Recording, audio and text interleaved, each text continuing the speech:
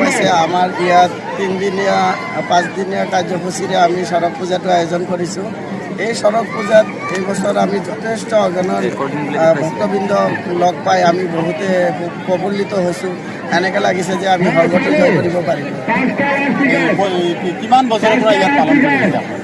Actually আমাৰ এই উৎসৱটো মানে আমাৰ ইয়াত প্ৰায় 50 বছৰ হৈ যাব। আকৰ্ষণীয় যোনটো মেলা পূজা এই 2 বছৰৰ পৰা আমাৰ ৰাইজৰ মনটো জয় কৰিব পাৰিছোঁ বুলি আমি সক্ষম। এই চৰক পূজাৰ লগত সংগতি ৰাখি আনন্দ মেলাও অনুষ্ঠিত কৰিছোঁ বুলি আমি গম পাইছোঁ। কি ক'ব?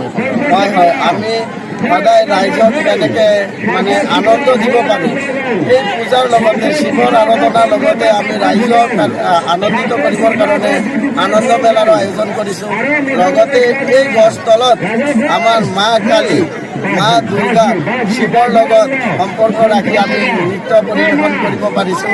তাকে দেখি আমাৰ ৰাইজ পূৰা মানে আনন্দিত হৈছে।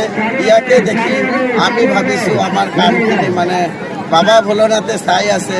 বাবা ভোলেনাথৰ আশীৰ্বাদত গোটেইখিনি সুন্দৰকৈ আজি 3দিনীয়া কাৰ্যসূচীটো ইয়াতে সমৰ্পণ কৰিলোঁ। আগত আমাৰ আৰু 2দিনীয়া কাৰ্যসূচী আছে। চৰক পূজাটো আমি এই বছৰ 14ৰ পৰা 15 তাৰিখলৈ মানে কাৰ্যসূচী ৰাখিছোঁ। এইবাৰ চৰক পূজাৰ মূল আকৰ্ষণ কেন্দ্ৰবিন্দু হিচাপে কি আছে? চৰক পূজাৰ মূল আকৰ্ষণ কেন্দ্ৰবিন্দু হিচাপে আমাৰ কলকাতাৰ পৰা আগত মা কালী নৃত্য পৰিৱেশন কৰিব পাৰিছোঁ।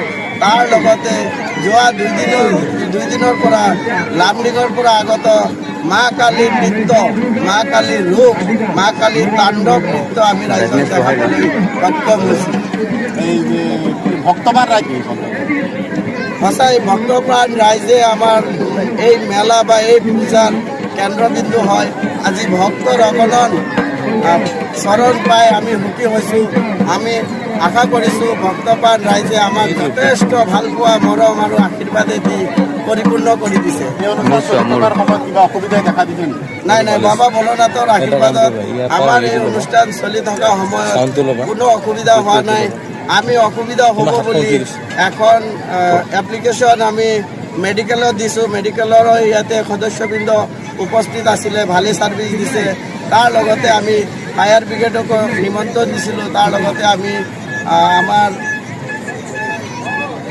ইলেক্ট্ৰিচিটিটো দিছিলোঁ। সেই 2জন আমাক পিছফালৰ পৰা ছাপোৰ্ট কৰিছে, কিন্তু মেডিকেলটো আমাৰ জাগাত থাকি পূৰা ছাৰ্ভিচ দিছে। আৰু 2টা দিন আছে। আমি ৰাইজক প্ৰাৰ্থনা কৰিছোঁ আপোনালোকে এই মৰম চেনেহটো দিব। অহাকালিও আমাৰ এই দুৰ্গা মাৰ যি নৃত্য, সেই নৃত্য আমাৰ ৰাইজে দেখিব পাৰিব। আমি দেখিছোঁ আজি লাখে লাখে ভক্তপ্ৰাণ আহিছে। কিছুমান ভক্তপ্ৰাণৰ আজি মনৰ দুখ আছে। তেখেতসকলে এই মা দুৰ্গা দেখিব পৰা নাই, মা দুৰ্গাক দৰ্শন দিব পৰা নাই। আমি ক'ব বিচাৰিছোঁ আপোনালোকে দুখ নকৰিব। আপোনালোকৰ মৰম চেনেহ জীয়াই থাকিলে আমি জীয়াই আছোঁ। আপোনালোকক দেখাবলৈ আমি যথেষ্ট চেষ্টা কৰিম। সেয়েহে ভক্তপ্ৰাণ ৰাইজ, আপোনালোকৰ জৰিয়তে আমাৰ ভালপোৱা, আপোনাৰ ভালপোৱাই আমাৰ ভালপোৱা।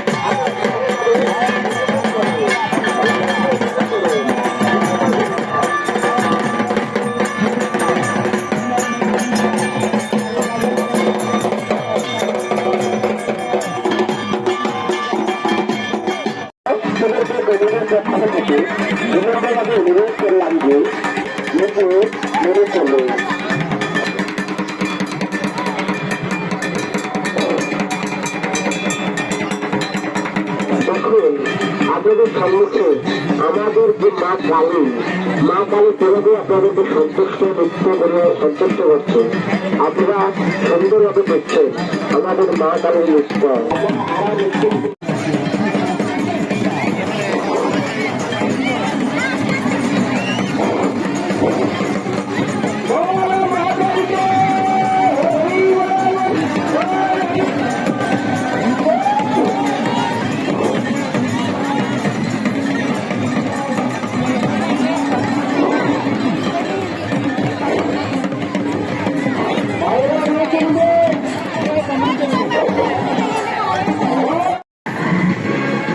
Thank you.